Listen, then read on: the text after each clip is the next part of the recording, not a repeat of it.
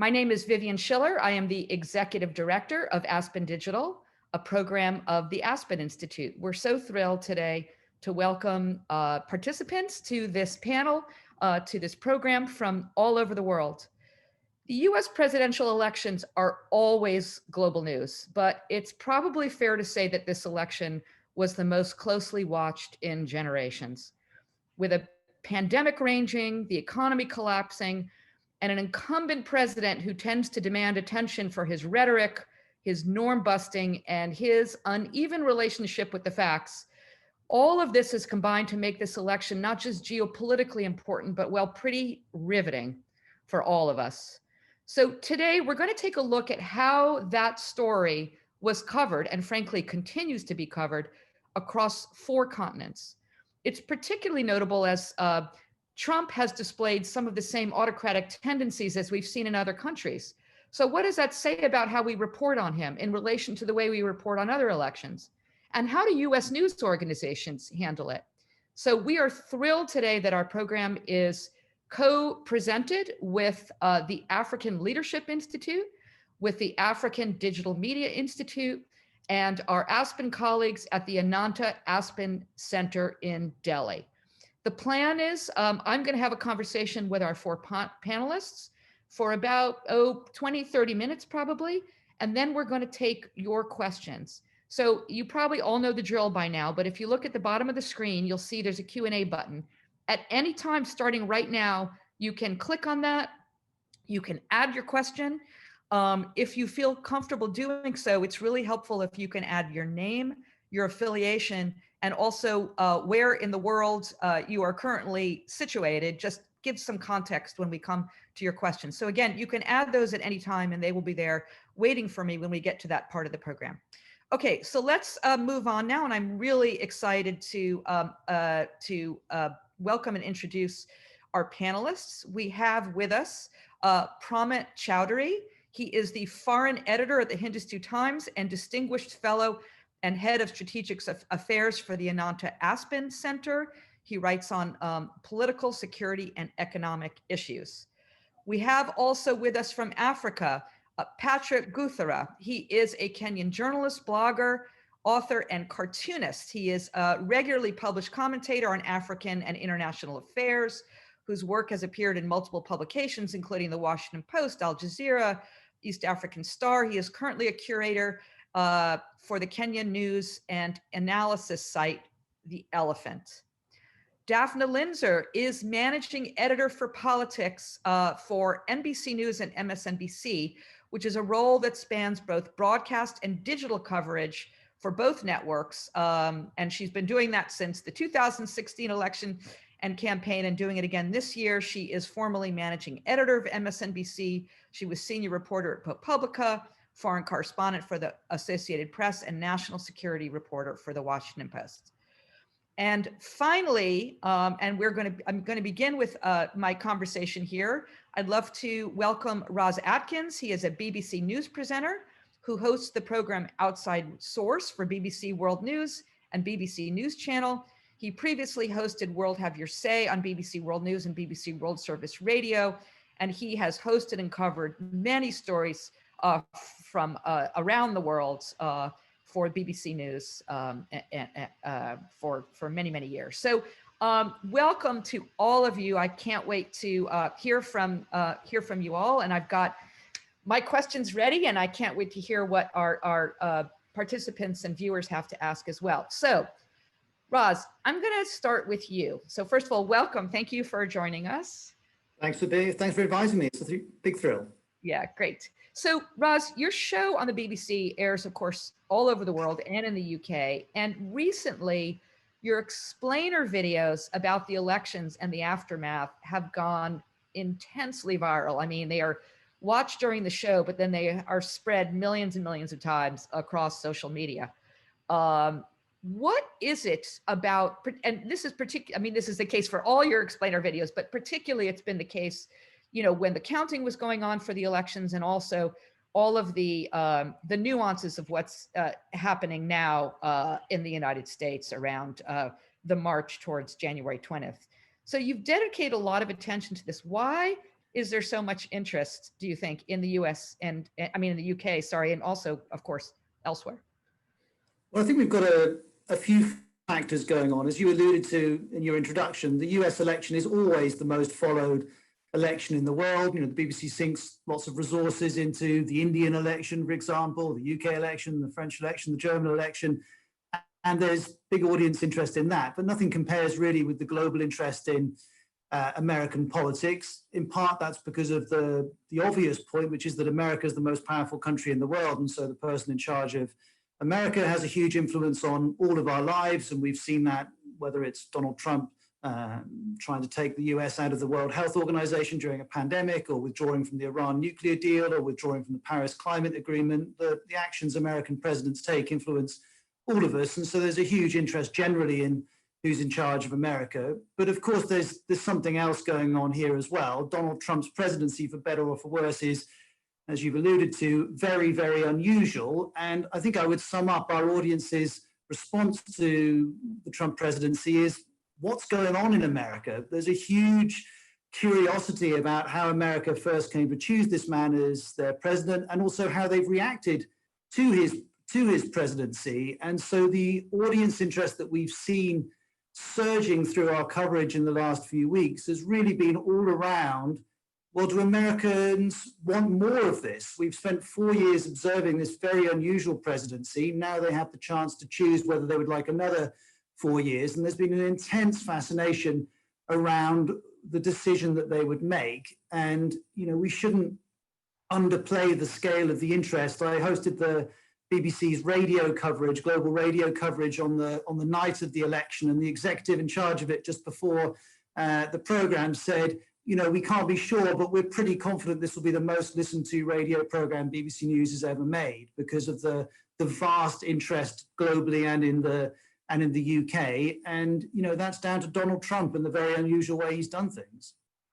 Yeah, I wonder if that's I also wonder how it is for you to cover a election process and system that is arguably unlike any in the world, and is really, really, really complicated, including for most Americans. I mean, let's not kid ourselves. I feel like, you know, the days after the election was a geography lesson for Americans, and I've laughed to see, in some ways, as I do scan foreign coverage, the discussion about the dynamics of Fulton County, Georgia versus Cobb County, Georgia, and what those shifts say about, you know, our American political system. I mean, how do you explain something so ridiculously complicated? So it is very complicated. I mean, just this week, I've been explaining the Electoral College all over again, and explaining what this stage in the process matters. And of course, there have been a number of other points along the way. I guess the question I'm always applying when I'm thinking about how much detail do I go into is, does this help our audience understand how Americans have responded to the Trump presidency and whether they want more of it? If it doesn't, then I'm not inclined to get into it. If it does, then I am. And there is a constant risk, I think, as political journalists, to get sucked into detail which doesn't necessarily help our audience understand what's happening. And, you know, we're always, all of us, when we're putting stories together, aren't we? We're deciding not just what to include, but what not to include. And the American electoral system offers us lots of opportunities to not include things.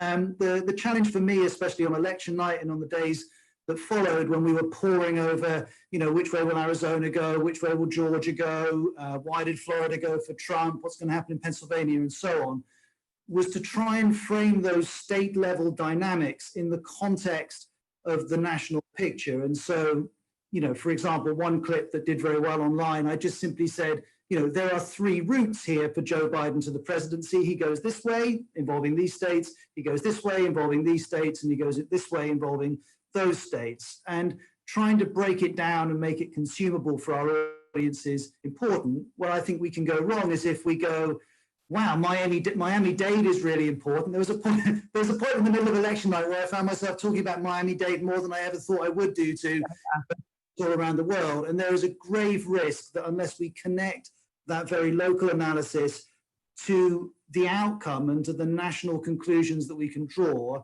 that you potentially lose people who don't follow American politics in the detail that perhaps all of us on this panel do. yeah, that's true. I think it's fair to say that more people around the world are now aware of Maricopa County Right. than before the elections.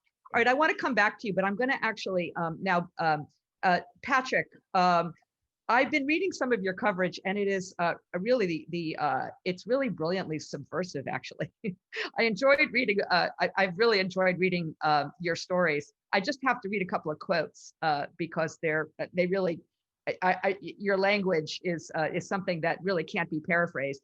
In Al Jazeera, you wrote, strategically located between two of the world's largest economies, Mexico and Canada, America is a country of deep contrasts, of breathtaking natural beauty, natural resources, and friendly people, but also of ethnic divisions and massive inequality and poverty.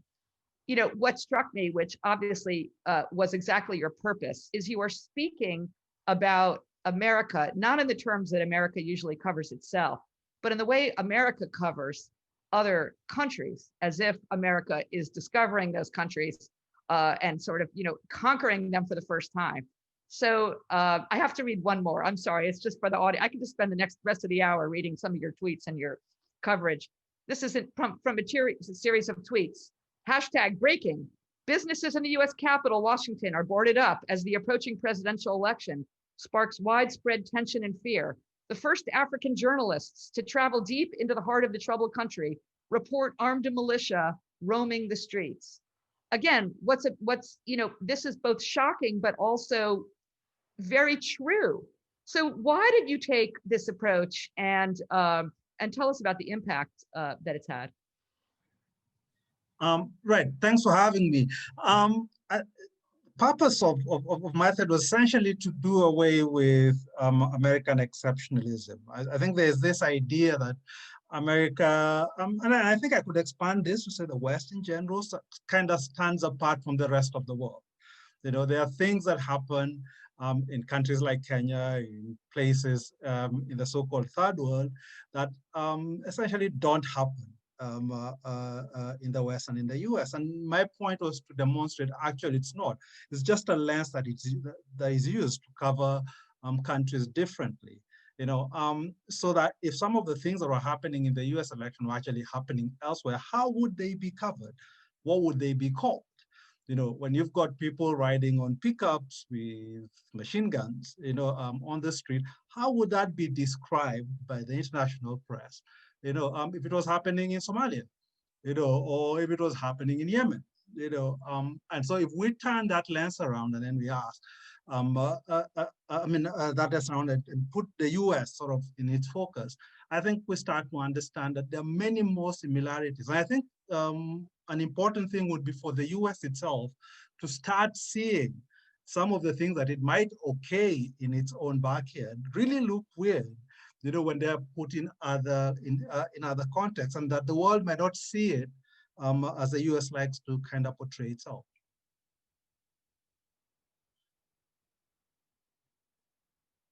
Have I lost your sound? Okay. Yep, sorry. There's a certain quality, I think, in some ways here in the U.S. that some have used the old comparison of a frog boiling in the water, which is there are yes, seeing armed militias in the streets is shocking, but it's been sort of developing so slowly over the last 4 years in a way that it becomes somewhat normalized, which I think is what makes your reporting so powerful. What do you make of the way the U.S. covers the U.S. election? Have you seen any of the U.S. coverage? And I'm curious what you think about whether or not we in the U.S. Have pulled our punches. Well, we are inundated with U.S. coverage of the U.S. election, to be quite honest. So yes, we do see quite a lot about how the U.S. speaks about itself. And to be quite honest, even our local media tends to reflect the language employed by the US, whether it's in covering itself or covering the rest of the world. One of the things that I think is a danger for the US is that there is, how do I put it? It is when you do not see some of the problems that might come up with your democracy. There's a sense in which you might think some things are okay. So I find it quite crazy when Americans speak of their system as democratic.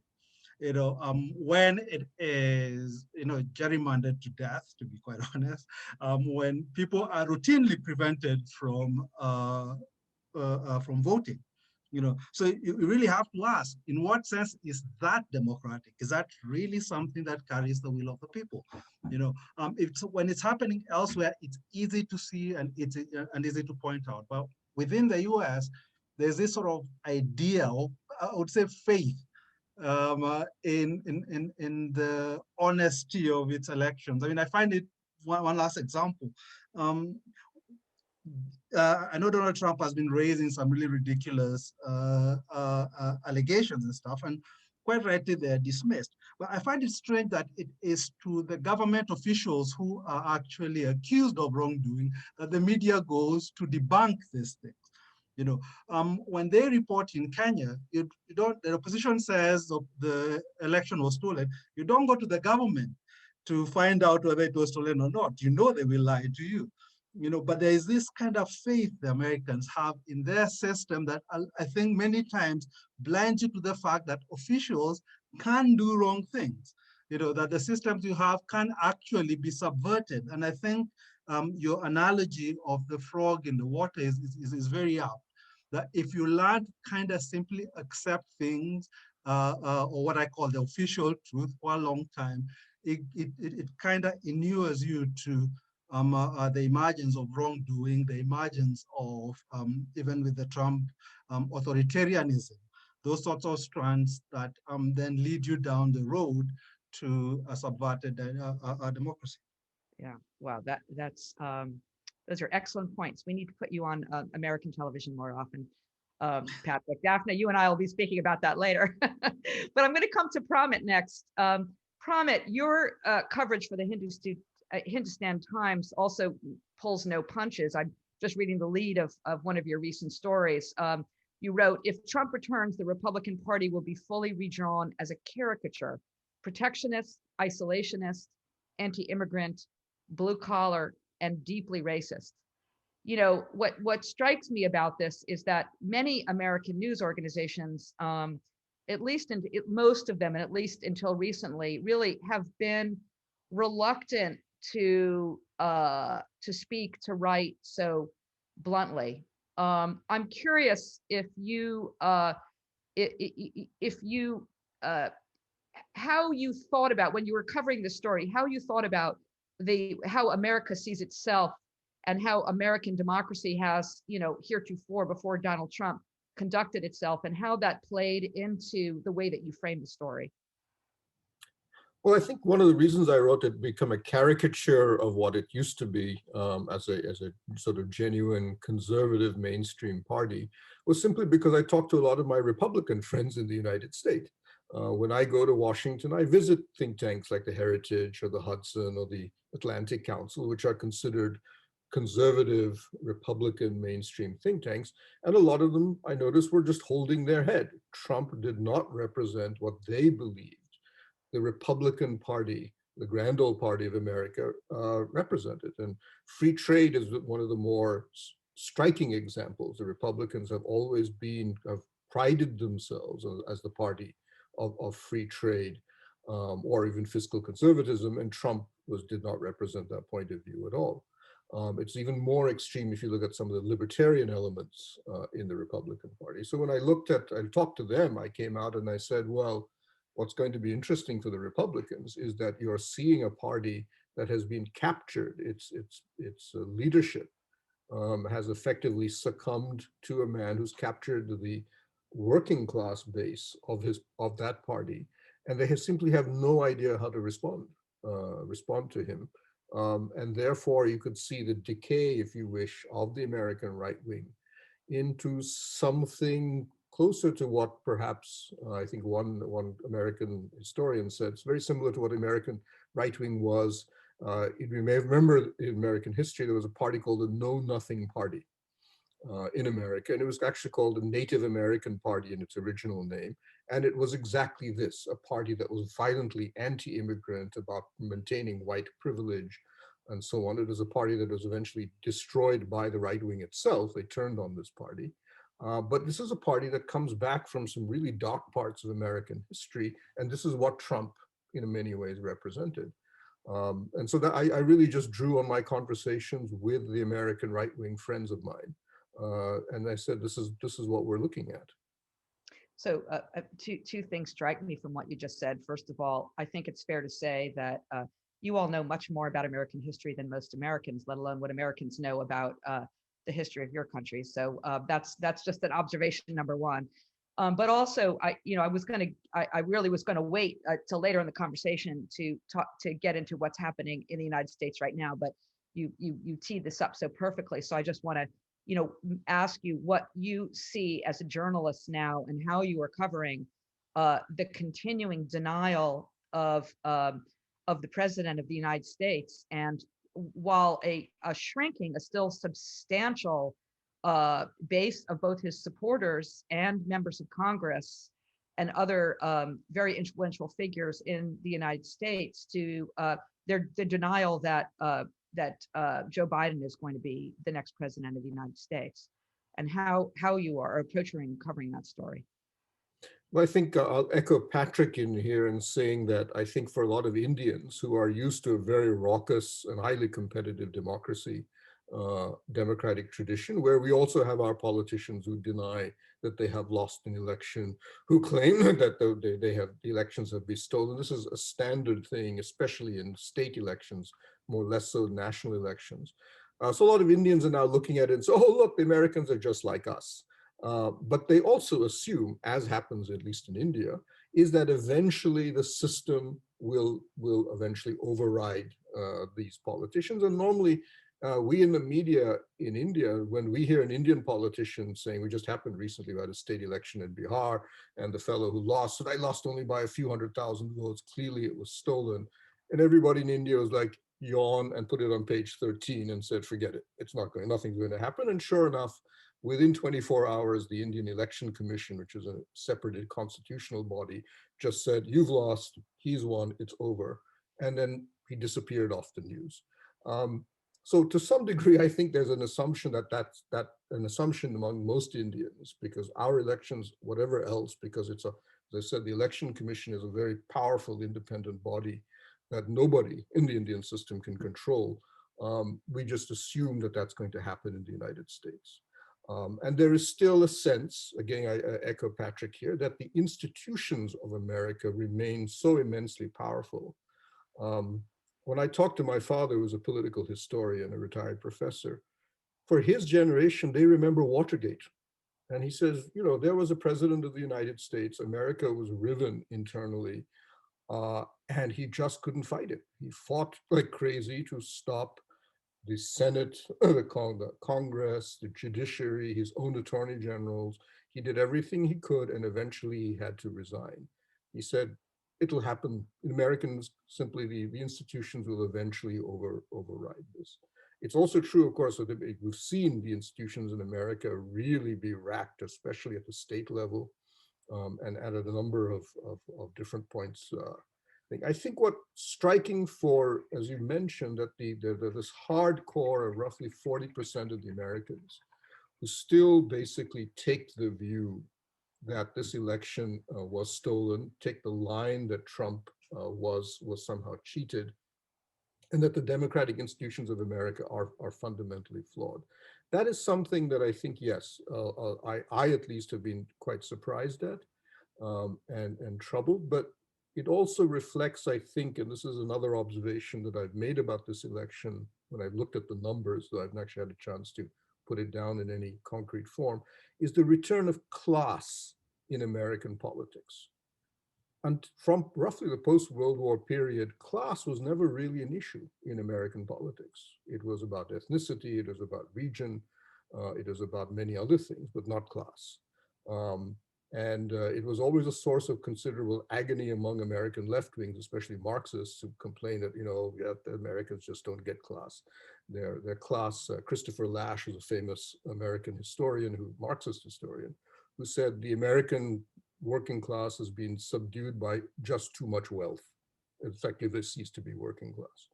That has now returned, and you can see the division on the basis of education, which is now what class is being defined, working and middle class in America, as one of the most prominent means by which to measure support for Trump and non-support for Trump, even cutting across ethnicities.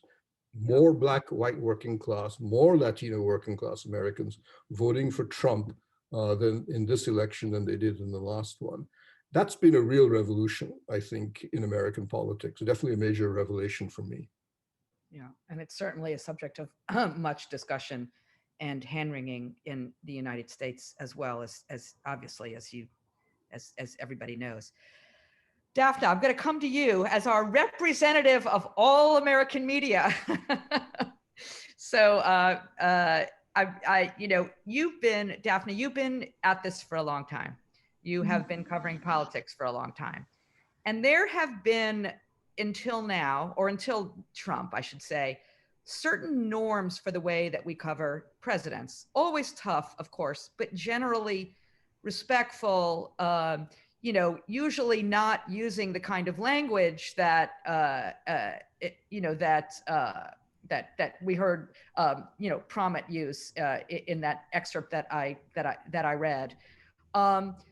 How do you find that balance? How has Trump broken those norms?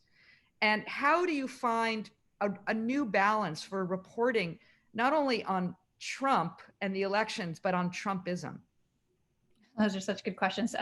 Vivian, thanks for convening this. It's so interesting and so great to hear from colleagues everywhere on their views on the election. Yeah, I think Trump presented challenges right from the beginning, right from his views that American reporters were enemies of the public, enemies of the state. That quickly changes the dynamic in terms of how he messages the First Amendment, how he sees the role of a free media in covering his administration, his presidency, him. Those were things that happened right from the beginning. And Trump won the election in 2016, even though he lost the popular vote. As everyone remembers, this was an election where there was significant Russian interference and investigations that were launched from the Justice Department that kind of hung over his presidency and him, through the Mueller investigation, then eventually an impeachment for his interference with Ukraine and trying to get them to interfere against his likeliest opponent, who turned out to be, in fact, his opponent in the election, Joe Biden. Beginning, those challenges were significant, and I would say a couple things. One is the president is a conspiracy theorist. His life and politics when it came to President Obama was lighting a fire with this idea that President Obama was not a legitimate president, that he wasn't in fact born in the United States, that he had perpetrated this massive fraud against the American people. That's how it began. So to your point, a whole cottage industry kind of erupted in American journalism, fact checkers and long looks at, where he was telling the truth or not telling the truth or being dishonest. It's very hard to know what somebody's motive is in deciding they're a liar, rather than just deciding the information they're providing is clearly false, because it's hard to know with him what the motive is, or to guess at anyone's motive, really. So the fact checkers, and then I would say the other thing that really happened is just the rise of the disinformation beat. I have two fantastic colleagues whose work you know well, Ben Collins and Brandy Zaratsny, and she and he have done so much reporting on this world of conspiracy theories, political disinformation first seeded online and how it grows. That ended up being part of political coverage here, which never used to be. Yeah. It's interesting that the rise in this this cottage industry, frankly, of fact checking. That I guess look, politicians have lied for millennia, but the degree and the volume of lies, falsehoods, whatever, let's not quibble about intention or not, is pretty unprecedented and has required it. It's interesting because you point out too, those two fantastic fact checkers have also come under attack by Trump and his supporters. So we're going to come back in a minute. I want to ask our other panelists and you as well in a minute about the impact on free press. But one more question about for you about your coverage at NBC and MSNBC. To what extent do you report, or do you think it's important to report, how those outside of America are seeing the election? I mean, listening to Roz and Patrick and Pramit, I'm it's fascinating to hear the perspective of how the changing view of the way American democracy, such as it is perceived. And I'm curious how much interest you have and how much you report on that. Yeah, I think that's been a big part actually of the storyline of this presidency generally. And I think Ross kind of hit on it right at the top, talking about moves that the Trump administration made in pulling out of the World Health Organization during a pandemic, pulling out of the Paris Climate Accords. I think that those views and how America was seen in those particular moves had a really big impact here. And I think the public has been very engaged in the United States on politics. I know one of our colleagues mentioned surprise in how many people think the election wasn't fair.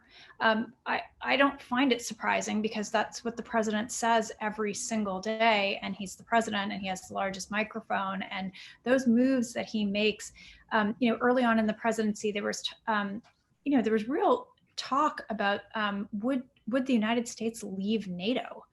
Would they walk away from an alliance like that? And what would the consequences be globally?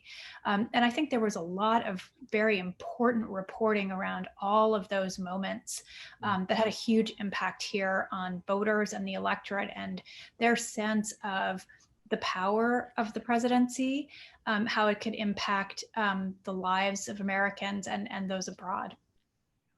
Dafna, how do you think about, as you're planning, how will you be reporting on Trump after he leaves office on January 20th? Obviously, his modus operandi is to attract as much attention as possible, which requires the press to cover him. Yeah, I think that's a really good question. There was a great piece about it this morning from a colleague of ours in the Washington Post, Margaret Sullivan, writing about how they should how news organizations should handle Trump. I would say right now, Trump is clearly, and I know others have mentioned this too, it is clearly the leader of the Republican Party. And he won many millions more votes this cycle than he did when he was elected. He didn't win the popular vote and he didn't win the total number of votes. Obviously, Joe Biden did.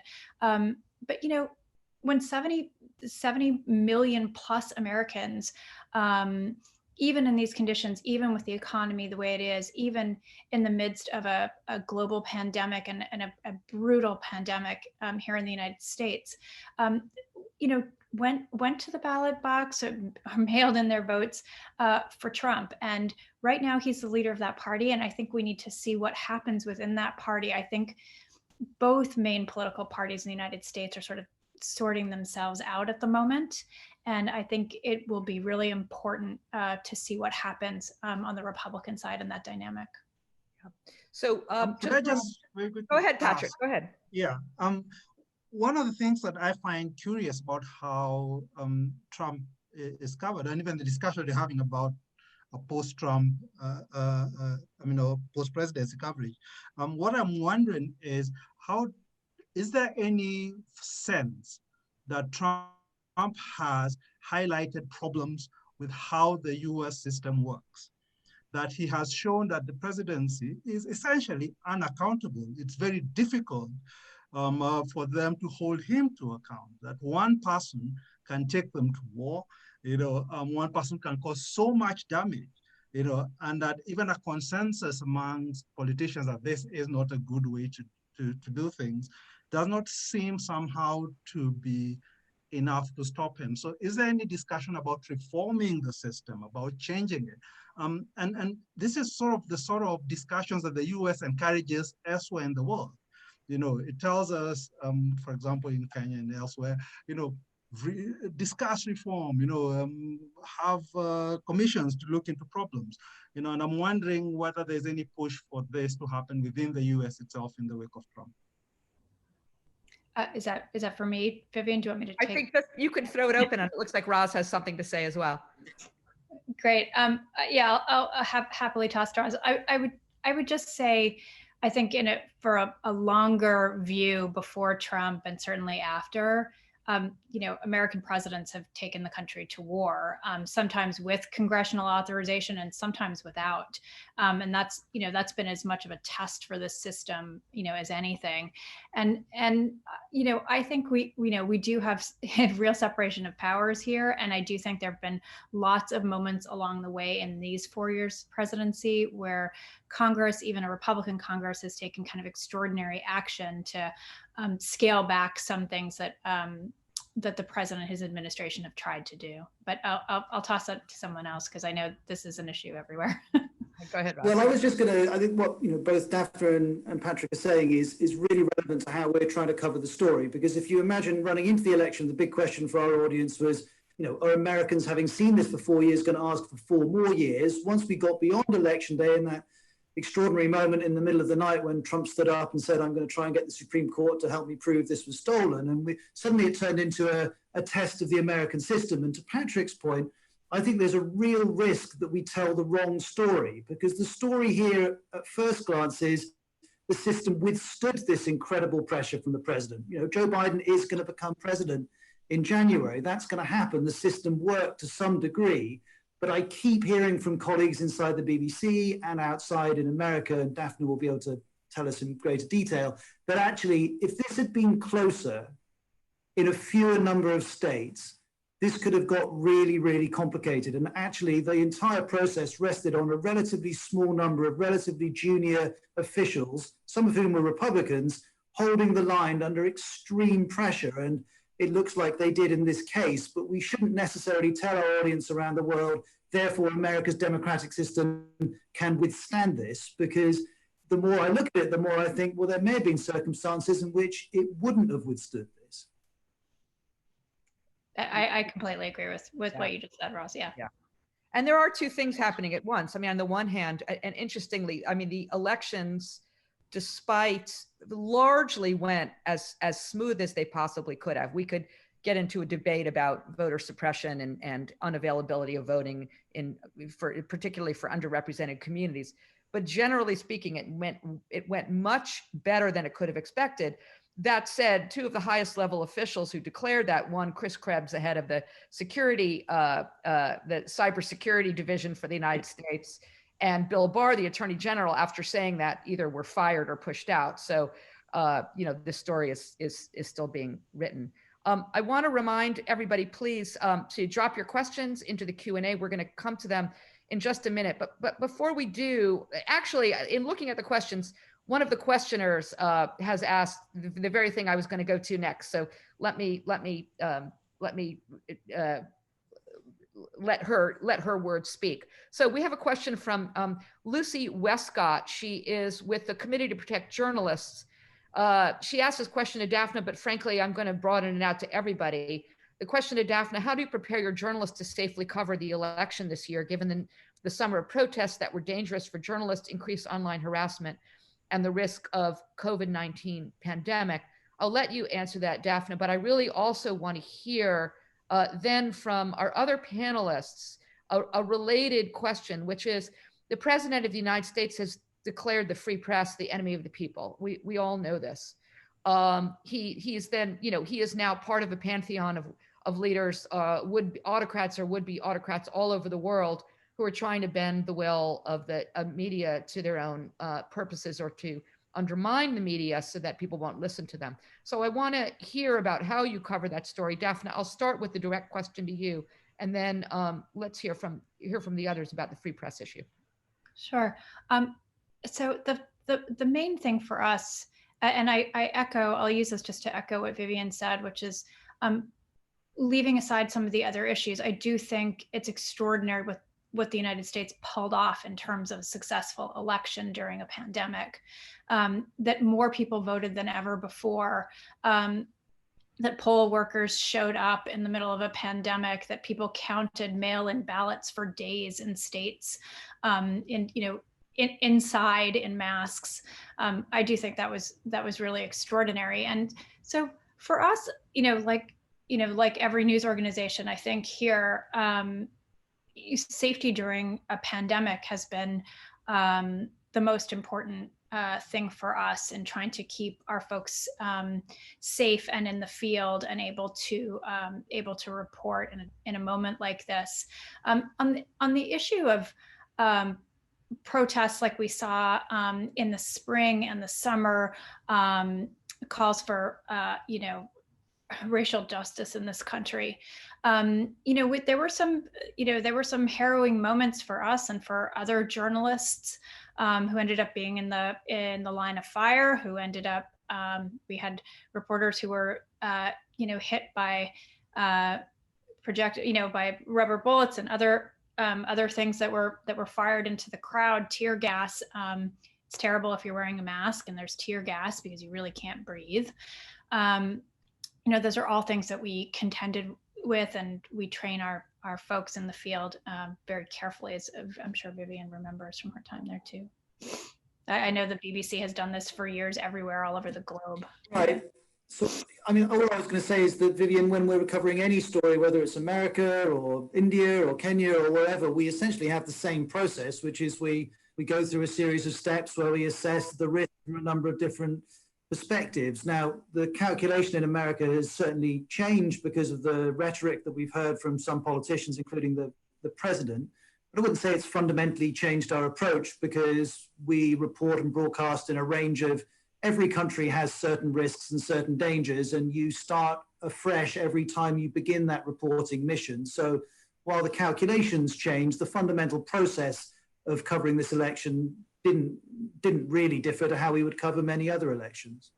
But there's an enabling force here too, though. As if the president of the United States can deny the rights of a free press, does that not enable other leaders to put pressure on the press themselves? Pramit, I'd love to hear your perspective on this, and whether you've seen an increase or a change in the rhetoric as a result of Trump, or maybe that's my American centrism speaking.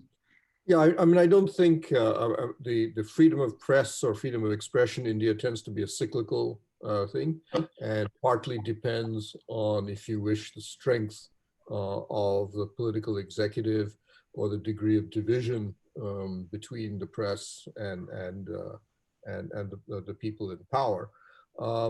So I've never seen it actually tie itself to anything that happens in the United States. It's really driven by completely local dynamics.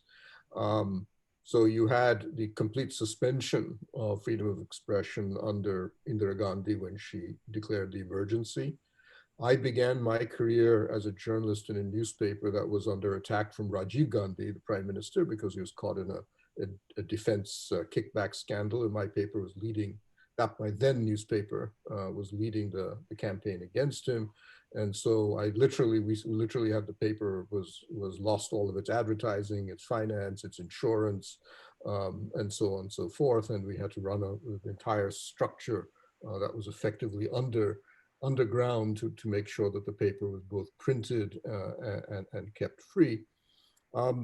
Today, yes, we have a government, the Modi government, which is extremely powerful because Modi has enormous popularity. But what is, I think, different now is that print media, newspapers, are just so much weaker, in the sense that we are financially weaker because of the digital revolution. We are weaker because we don't have as much clout as we used to. Both television, but really social media and the internet have taken over so much of the media space now that to some degree the government doesn't actually care what the print media says anymore. As it is, we're highly fragmented. There are 90,000 registered newspapers and magazines in India. And that you don't have to be registered to print in India. The Supreme Court has ruled you can print if you feel like it, and you don't have to do any registration. Just go out and stick a printing press in your garage and start printing. What does it matter? So we actually don't know how many magazines and newspapers there are in the country. But that result, and then we have 400 TV, 24-hour TV news channels. And the number of websites is so many that people have forgotten, they've given up trying to count them. But that results in that the biggest English news channel in the country has 2% of the national viewership. So you have this enormous fragmentation. So when I often talk to the government officials about this, are you going to go after us if we do X, Y, and Z? They said, why? Because it's pointless. We can't go after so many damn institutions. It's just not possible. There's so many of them. And then the federal structure of India is a further buffer, because if the state government, if a newspaper is built around one city, let's say Calcutta, which is ruled by an opposition party, that opposition party say, hey, you stay out of our backyard. You're not, the central government cannot come in and harass journalists. We will harass our journalists, but you don't touch our journalists. Let's get out of here. So when I've often been asked about freedom of the press in India, I said the freedom of the press in India really lies more than anything else in its sheer size. Nobody is able to control the press. You can come down and you can say, oh, you 20 newspapers, we're squeezing you because we'll pull all the government ads. A lot of us still depend on government ad revenue. But what are you going to do about the other 88,000 newspapers out there, which come in over 120 different languages, which you can't even read them? Sometimes the press officers in the government say, we can't even read all these papers. How the hell do we know what's going on out there? Let alone what's happening on the TV channels. So I'm normally not overly concerned about freedom of the press in India, because I know even if my newspaper is under pressure, the newspaper down the road is going to print and they say, what the hell are you going to do about it? Vivian, Go ahead, Rob. Just to pick up on that, I might look at this from a different angle rather than a freedom of press issue, more a freedom of information. The fact that the internet has created a forum in which anyone can say anything makes me think back to 2008, actually. I remember covering that election, and everyone in the previous years had been obsessed with George W. Bush and saying he was such a divisive president, for better or for worse. And they hoped that with McCain and Obama, perhaps those divisions would go away. And then, lo and behold, George W. Bush exited the stage, and those divisions just appeared to become deeper within American society. I think something similar is happening with attitudes towards the press and our consumption of information, which is that we are looking at it often through the prism of Trump, because he's such a high-profile figure, often sharing information that's not accurate. But I am absolutely convinced that the core issue here is that the internet has completely ripped apart how we produce information and consume information, and that actually that is the bigger story here and the bigger long-term trend that will go well beyond any influence, considerable though it is, that Donald Trump has over attitudes towards the press or attitudes towards the reliability of information. If I may, I think in Kenya things are slightly different, bigly different from from India and elsewhere. I mean, in Kenya you only have like 4 or 5 national newspapers, and pretty much nothing else at the lower levels when it comes to print. A bunch of TV stations, mostly owned by the same companies that own these 4 or 5 newspapers. So the point is, in Kenya, it really does matter what Trump says about press freedom. For a very long time, there's been a adversarial relationship between the independent press and the government, and for much of that time, the U.S. was a really important buffer, sort of standing behind the free press and kind of many times scaring off government from doing taking extreme actions against them. There's always the fear that the US would impose sanctions or stuff like that. So when he is seen to go after the press, he pretty much gives license to politicians elsewhere in countries such as ours, to do the same. And they are quite willing to go after the press. Here in Kenya, we've seen it with President Kenyatta, in fact, saying that newspapers are for wrapping meat, that they're not really serious sources of information. He's been employing much of the same language of Donald Trump, and we've seen even attacks by government on journalists, harassment of bloggers, etc., has all tended to tick up, and because the US has kind of undermined its own moral authority to speak out against it, it means that there's really not much where or people aren't. It's a shield pretty much that's been taken away.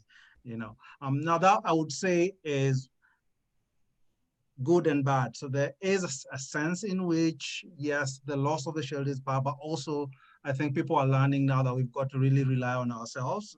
If we want to defend the media, we've got to do it ourselves using our internal resources, because essentially the external world is not reliable, or a reliable partner when it comes to this.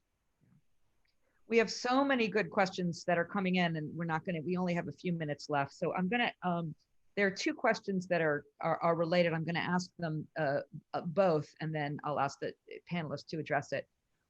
So the first of the two that I'm gonna read now is from Tom Rosenstiel, who's the head of the American Press Institute, who says, some folks worry that cable news, including MSNBC, one of your the networks that you support, Dafna, have become part of the polarization problem. We'd like to hear both from you and from everyone to the degree to which the press reinforces polarization by the nature of what we cover.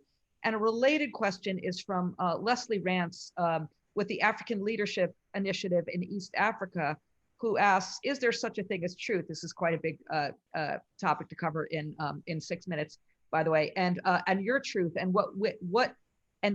and we and our chosen media decide to live in our respective truth. So these are related questions, obviously, that has to do with how, well, I'm not going to interpret them. I'm just going to put them out there and let you address them. Dafna, do you want to start?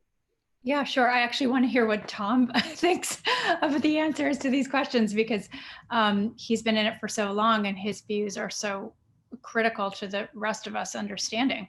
I think, we've obviously seen, especially in the last few years, how that media landscape is broadening tremendously so, and especially with the president, I think, pushing networks that he likes or thinks are favorable to him against others, and interfering, with all kinds of deals and media relationships, driving viewers, I think, from away from Fox. I think is his hope in moments where he's frustrated, to other news organizations, places like Newsmax and OAN, that he thinks are more favorable to him in terms of perception. I think there's a lot of room out there for different points of view and for news. I don't know if the fascination with cable news should be seen any differently than a newspaper having editorial pages with point of view on subject matter. I think one of the things we try to cover very much so now too is that sense of polarization, how it impacts voters, how they're feeling about life and their choices when it comes to voting. So I think for us that's as much a topic of reporting as anything else. But hopefully Tom will tell us what he thinks too. I will learn from that. We'll do that in another session. Roz? I think one of the things I've been trying to experiment with a lot covering this election and the fallout from it is how fast I can make my reporting. So we had 3 videos which in particular went very viral. One was on the Republican Party's response to Trump's claims. One was on Four Seasons Total Landscaping. and one was on just one particular day when there were a series of extraordinary events. International observers had expressed concern of what was happening. Donald Trump had said something. His son had shared a video that turned out to be fake. And in all of these very different stories, I essentially listed what had happened with the most sparse language I could. I didn't apply any adjectives. I didn't really try and interpret it. I just said, this is what's happening in America. And they were just so heavily shared. And I think proved to me that there is still an appetite for news organizations who are just laying out what's happened. And to the question that's come from Kenya, I would say, yes, there is a truth. We haven't got to the stage where things have become so debased that every single thing is debatable. We can say with confidence certain things are true. And my experience is the more concisely and more precisely I can lay out the things I know have definitely happened without applying any judgment, without applying any adjectives, the more people's appetite for our reporting has increased. So that's been an interesting outcome from covering this election. So no doubt you will still be accused of bias. I want to hear very quickly, because we're running out of time, from Pramit and then Patrick, and then we're unfortunately going to have to wrap it up. Pramit. Well, the Nobel economist Daniel Kahneman, and I paraphrase, said once that people don't change their opinions because of facts. They change them because of a story and what we call narratives. And what basically I see what's happening in what I felt happened in the United States definitely was you saw an enormous split in the nation. You saw two very different narratives developing. And you've seen the charts of that certain people watch only certain types of TV channels, watch only certain types of newspapers, or they will not know or even care about the others. I would argue that hasn't happened yet completely in India, partly because of the fragmentation I talked about. But what I do as an individual is that when I pretend to be a public intellectual, I make it a point that I talk to, let's say, think tanks across the political spectrum. And if a right-wing or a left-wing magazine and newspaper or even a party journal asks me to write something for them, I'll go to the editor and I'll say, can I write for them? And he'll be like, they're crazies. I said, yeah, but it doesn't matter. They need to be able to feel that I still talk to them, that people in my group talk to them. One time I remember one extreme Hindu right-wing organization asked me to write an op-ed on foreign policy. I wrote it to them. Later on, their editor told me, he says, why did you write that? I just said, I had an opinion. I felt you should know what it was. He says, no. I want to know why you wrote it, because you are part of an intellectual elite that despises people like me. I come from a different class. I come from a small town. I don't speak English very well. Why did you write for us? I said, that doesn't matter to me. I just wanted you to know what I think. After that, he's been a great friend. He's like, oh, wow, this guy's strange. He's not part of the normal elite of India. And I find the same thing is true on the left. So I make that a point, but I think a lot of definitely in my class don't do that enough. Yeah, great. Patrick, I'll give you the. I just make two very quick points. I think one is just to what Ross has just said. I think it's going to be difficult to simply present the facts, if you will. Part of the job of journalists is to explain why these facts are important. Why do you need to know this and what does it mean? And I think that's where you're always going to run into trouble. You're always going to run into problems. I think the expectation that the news can present a sanitary or an inert version of what's going on, something that's not either that can be seen as biased or swayed one way or the other. I think that is ridiculous. It's like the whole idea that we can be objective. We really can't. It's a myth. And I think the media need to own this, and we need to explain more to the audience how we come about doing the news. And I've seen quite a lot of that happening, which I'm quite encouraged by.